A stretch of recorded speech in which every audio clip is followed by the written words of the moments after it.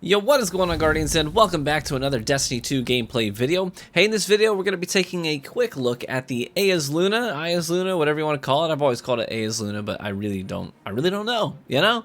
It's the returning fan favorite hand cannon from Destiny 1. This baby can be acquired by completing checkpoints in the Grasp of Avarice dungeon, the new dungeon. I managed to snag mine on the final boss clear, or on my third character.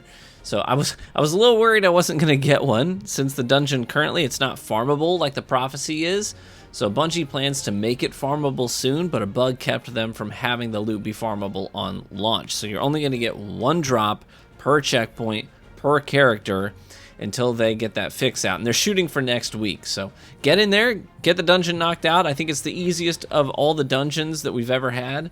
But it is ambitious in terms of its scale and like fun factor.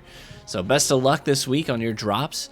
Maybe you'll get this. Maybe you'll get a 1,000-yard stare or a matador. I don't know. But let's zero in on this hand cannon. Okay, my roll is very good. It is not perfect. I wouldn't expect it to be, with it being my first and only Eyasluna so far. But holy cow, this weapon is an absolute monster. And I'll show you why here in this video. I know a lot of people are hesitant when a gun is brand new, right? They're hesitant to believe that it's better than other mainstream options just because people tend to be more optimistic about weapons that are new. I know that. But my opinion is not just based off of my experience or the newness of the gun. It's also based off of cold, hard facts about the gun now that it's in the API and we can see the stats. So my role that you're seeing in this gameplay is kill clip and unrelenting. So I've got light mag, steady hand, or fast draw depending on my tastes, as well as a range masterwork. I'll keep those numbers up there for a second so that you can see just how nutty this thing is. We're talking a nice 69 range, and it can get better than that with rangefinder and accurized rounds, by the way. We're talking 77 stability, 63 handling, 60 reload speed, and an absolutely mind-boggling 85 aim assist value. That's huge. The recoil direction is also nearly perfectly vertical and completely not an issue on this gun. You'll see moments in this gameplay where I slow-mo some crispy 3-taps for you, and you can see just how smooth the recoil animation is to control.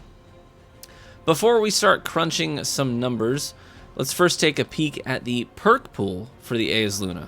The first thing you'll notice is that it has optic options, not barrel options. So that's one thing that makes it different from some of the its main competitors. In the first column, you've got Unrelenting, Rapid Hit, Heating Up, Outlaw, and the new perk, Perpetual Motion, as well as Rangefinder. Literally none of these are bad, by the way. Some people still don't believe in Unrelenting, but many are starting to catch on. It's not bad. I'd say it's an A tier perk or B tier at the lowest, but it's definitely not bad. You'll notice a few plays in this video where the perk saves my life and I'm able to regen my health mid-combat to stay alive and win the gunfight against multiple people. That's Unrelenting kicking in.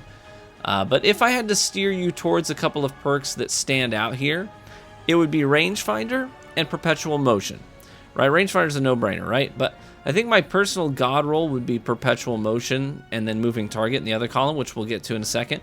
Perpetual Motion is new. Let me break it down for you. This perk makes it so that you get a buff to stability, handling, and reload speeds while you're moving. In other words, you'll always have a base increase to those three things. I'm almost never static in this game. Always in motion. That's why I think this is a clear winner in the first column. I can't wait to take it for a spin when I'm able to farm for the role that I want. Range is great, don't get me wrong, but I feel like having a buff to three important values is much more useful than Rangefinder. But Rangefinder would be my second pick. It is not. I'm not underselling Rangefinder. We've known for a long time that Rangefinder on hand cannons is exceptional. S tier. So that would be my number 2. In the second column, you've got Headstone, Demolitionist, Moving Target, Kill Clip, Harmony, and Snapshot. Again, a lot of decent perks. A couple great ones, and no bad ones. If I had to make a suggestion here, it would be to grab Moving Target Kill Clip, or Snapshot, in that order, top to bottom. Moving Target would be my #1 pick. Coupling that with Perpetual Motion means you're adding now Target Acquisition, aka Aim Assist, on top of those other buffs. So it's going to make the gun feel like so buttery smooth. Kill Clip is great, obviously. It's not going to decrease your TTK at all, but it's going to give you some built-in forgiveness since you don't need to hit all headshots. You'll see a lot of 90+ damage numbers to the head in this video when I have Kill Clip up. So you don't have to hit all headshots. You can go head, body, body, right? Or head, head, body. Depends on their resilience. It's also great for teamfire, right? Kill Clip. Snapshot is just always a nice thing to have too. No hate for that for a snapshot roll. One thing that I will mention, if you happen to get a retraced path with Harmony, then having an Eyasluna with Harmony is a nice pairing as well.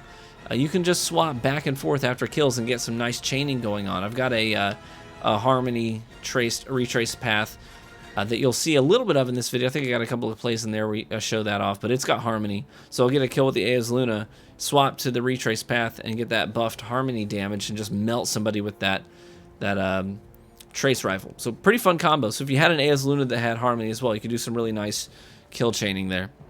So those are the perks. It's a really nice pool, all things considered. But what about the base stats, right? How do they stack up to the Palindrome? A lot of people use the Palindrome because it's currently the #1 pick among legendary 140s. It's nuts, it's very popular, but here's what you need to know. The Eyasluna is better in many categories, and in the categories that it isn't better than the Palindrome, it's either the same or worse by a negligible amount. It has better aim assist. It has better base range. It has better base stability. It even has better base reload speed. And in addition to that, it has one more round in the magazine. So let me be clear when I say Eyasluna. Not just a knee-jerk reaction to the gun, but on paper, looking at the stats, Eyasluna is a better base gun than Palindrome. Okay? It's the clear winner here. Palindrome has access to quick draw, while Eyasluna does not, but other than that, I think the perk pool for Eyasluna is better than Pally's, all things considered, on top of having better base stats. So, but let's take a moment to think about what Pally has to offer that Eyasluna does not. So first and foremost, Palindrome is not a kinetic weapon, it's an energy weapon. So Pally can be used with Chaperone, which is very popular right now. Pally also has access to Adept mods, which Eyasluna currently does not. I think there's a shot, maybe down the road, that the master version of the dungeon may one day offer Adept Eyaslunas, 1K stairs, and Matadors, but as of right now, Adept versions of those guns do not exist. So that's the one thing that Pally still has. But on the flip side, those Adept mods would just be making up for the fact that Eyasluna already outclasses it in most categories.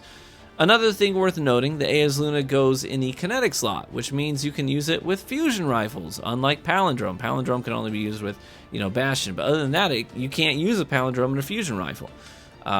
So you can use fusions with Eyasluna. You can use duality, occluded finality, chewing on my own words here, occluded finality, the 1K stare, sudden death. I mean, there are a lot of really good special energy weapons on the table right now, and Eyasluna may fit your playstyle better if you're currently hooked on one of those energy special weapons. So there you have it. Those are all the things that I think you need to know about the Eyasluna. This gun blew me away. It is scary good. I knocked out several We Ran Out of medals with this thing today, and one yesterday as well. It's scary good. And I think that you're going to start seeing a whole lot more of it as more people start to get their hands on it. So stay tuned to the channel for more thoughts on the new weapons and content. I'll try to get videos up on all of them. Subscribe if you don't want to miss anything, and feel free to leave a like on the video only if you enjoyed it. So be warm and well fed, my friends, and I hope to catch you in the Crucible.